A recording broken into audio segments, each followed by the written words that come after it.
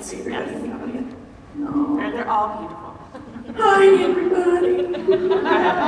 So in the past, you've talked about how you didn't want to see Avalance get married because you wanted to see a committed couple in a long-term relationship, but also that you understood that within the Arrowverse it would be, suspect if the, queer couple didn't get married. So now that we're on the other side of it, I was wondering if your opinion about it has changed, and then also just as an actor, how do you embody a storyline that may make sense for your character, but not for yourself? And was it difficult to find Sarah's truth in those scenes? Oh, nice question. Very good. Yeah, I think, what you said kind of nailed it too, about if you have all of these straight couples getting married and then the queer couple never gets to get married, could be like something that we don't want.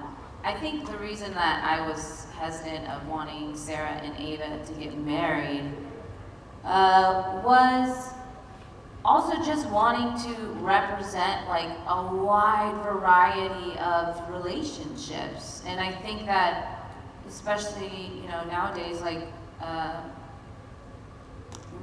lot of people don't get married. A lot of people can be in committed long-term partnerships and not need the formal institution of marriage. And so I thought that would be something that would be interesting to explore. But now, I don't know, because when I think about it personally in my life, I still like the idea of marriage, I still find it, I think, romantic, and it's something that I want. So when it happened with Sara and Ava, actually I was happy about it, and I'm glad it happened when it did and not earlier, because I think also what I was worried about was that in the time when they were talking about the marriage stuff before, it was before Sara went off and was like abducted by aliens too, and I was like, Jes and I were non-existent as individual humans. It started to feel like our characters were just like Sara and Ava, and it was like, what happened to, like they are still strong individuals on their own with storylines and things, and so I didn't want to then make it even more of a unit where it was like, okay, like there goes their individuality. But after doing when they got separated with the alien last season, and we got to see Ava become, step into being the captain on her own and handling things, and not having to, need Sara, and we got to see Sara on her own handling things, and so I think that's maybe what I was craving more. And once we got that, and our characters really got to have some scenes that weren't just about each other, that really like helped us fulfill that need. So and also like, I mean, the proposal scene and the wedding scene were so lovely, and to be able to, we have a lot of comedy on our show, and it hops around a lot, but it's rare for us to get to do really dramatic scenes, I feel like, and so both of those scenes were really soul-fulfilling to be able to kind of go to that depth. So it wasn't difficult at all. And in terms of having to do things that you don't, like in a more general sense about your question on if your character's doing something that you don't agree with, it actually is really hard, because we feel very protective of our characters, and especially when you're with one for a long time, because, like I've had lots of different writers that I've worked with, and, but like I've been with her journey and her story, and it's like I feel very invested in it. So when you start to do things that you don't agree with, or you don't like the character, then it's it's hard. And I think, actually one of my friends was saying to me, like, and I didn't think about it this way, but how nice it is to give your characters like happy endings, or like to not be tragic, and like what a gift that is. Especially for queer women, like this whole basis of this con is like we get tired of queer women suffering on screen, and it's so beautiful to have this. You know, we talked about another panel how Legends is the personification of queer joy. So we always like queer tragedy has been like the go-to for media for so long, and just to have a show that is pure queer joy, and like where I feel like every character on Legends is kind of gay. I'm trying to think if there's anyone who isn't, but I mean, Nate and Ray were, I guess, straight, but I love that how they were. The great thing about Nate and Ray, they personify non-toxic masculinity, yeah, very much. and I love how they're not like They're assholes. sensitive And and even like loving Rory has towards each layers. other. Yeah, yeah. Do you have anything for that question, Jess, about like the wedding? Well, she answered that so eloquently. I think everything she said was spot on. It felt like we earned it, you know? Yeah.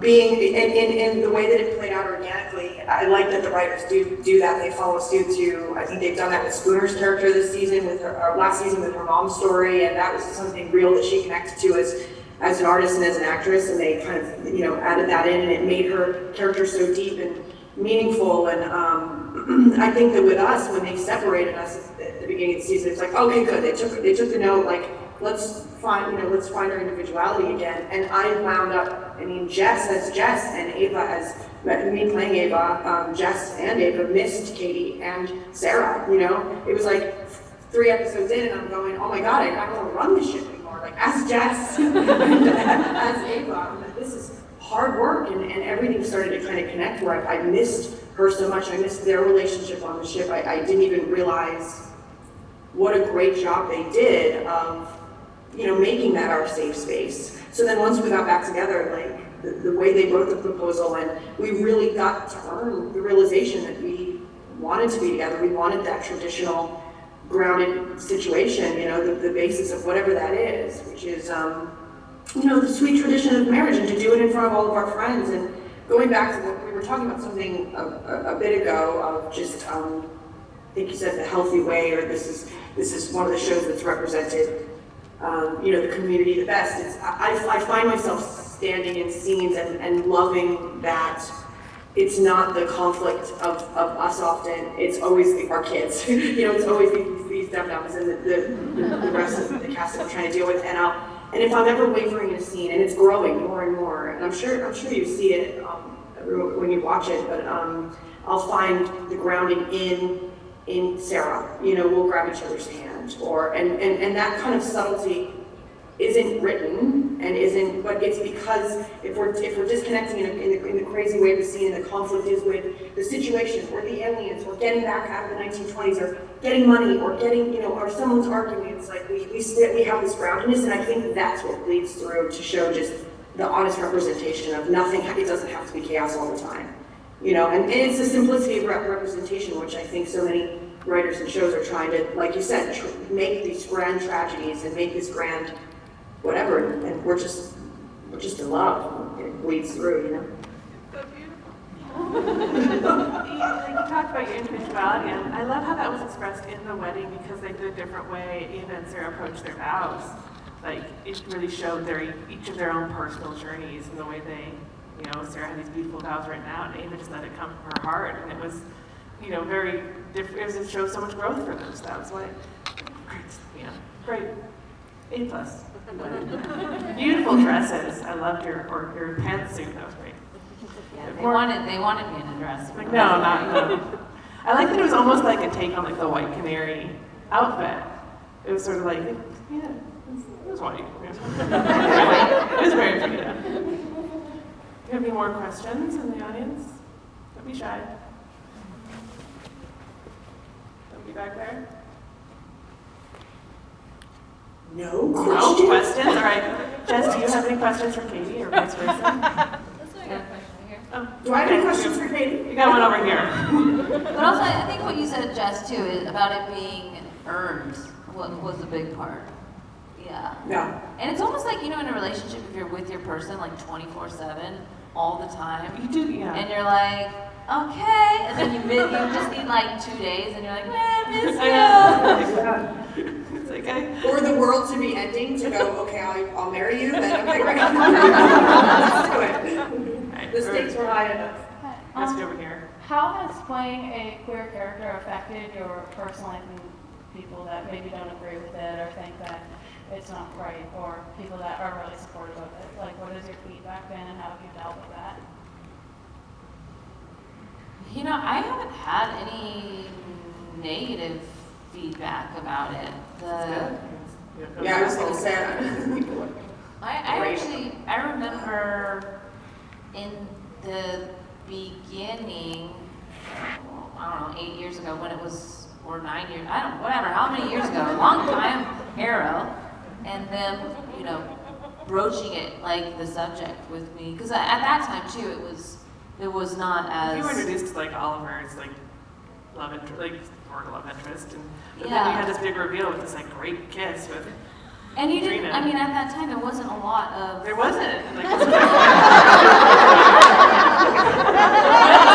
well, I'm still here. we're talking about like Clexa and Lexa, you know, for a little while, you know, Sara Lance was another queer woman we'd seen die on screen. And you luckily were resurrected, and that led to so much story and so much there. But it was, you know, I remember I stopped watching Arrow for a while when Sarah had died because I was like, "There's another one!" Like, Yeah, I was like, yeah. it was a, yeah. I'm glad you. Good. Thanks for coming back from the dead. That's great. I'm glad I did too. But I remember them kind of broaching it a little bit like, is this going to be an issue, you know, like, and it was like, what? Like, what? How could this even be an issue? And now it's like, it's such a non-thing, which is so cool.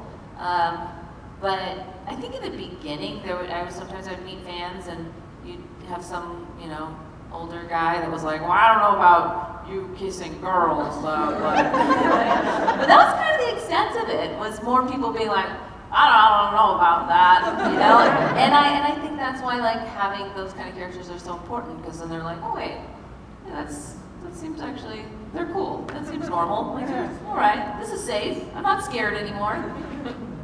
That's why it's showing like these positive representation is it's important, because not only does it like provide something for queer audience members to look up to and just to see like you're heroes for every lesbian bi woman thing out there, but it's also important for people to see like, oh look, they're just, I mean, they're not, I mean, Sarah and Ava aren't just like us, because most of us aren't like part alien or clone, but like to empathize with another person's journey and to just see that this is just a lovely relationship that's just as strong and beautiful as any other marriage. And that, like, happy endings. Yeah, Yeah, like, it doesn't have to be tragic. It can be healthy and supportive and loving and kind and beautiful. Space mushroom ships it, so should everyone else. So we've got like 1 minute left. Do we have any other questions before? Okay.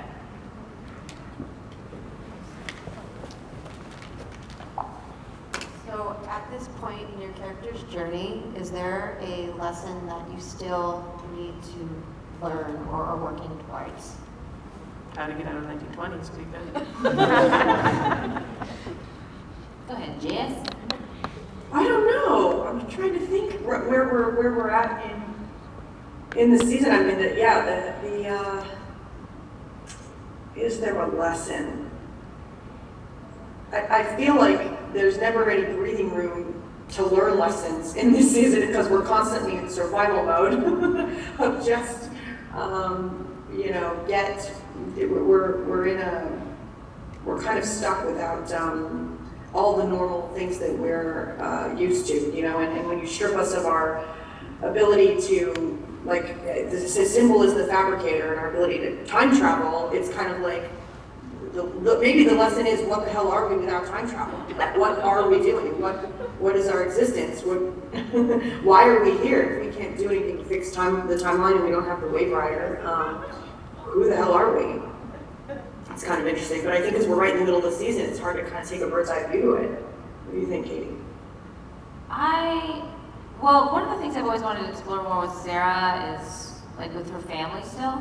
You know, like I'd love to see Paul. my dad, Paul Blackthorne. He's such a wonderful actor. He's gotta meet my wife. I want that. But I think one of the things that would be interesting is that like family and life beyond the Wave Rider, like because we live in this insular universe, and you know we all live together. We're all in this space, and there's nothing else.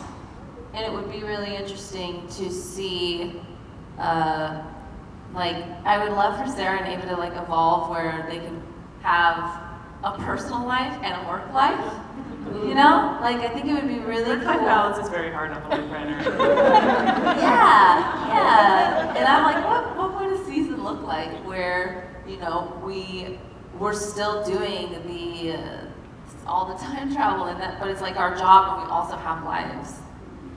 And each of our own characters have our own lives. We park and cloak the Wave Rider and go to our house and eat some dinner and be freaking normal. That's interesting, and everybody has their own wherever they want to live. Yeah, like you can never be late for dinner because you're in time travel. Well, that's the thing, the Wave Rider gets everybody home at the end of the day, but then you're living in a totem. We're living wherever we want to live. Everybody gets to choose where they want to be separately. At least you're not living in a totem. That's good. We can stop having like all of our everyone has to have relationships with each other because there's no outside life. That's the end of our panel, unfortunately. Thank you guys so much.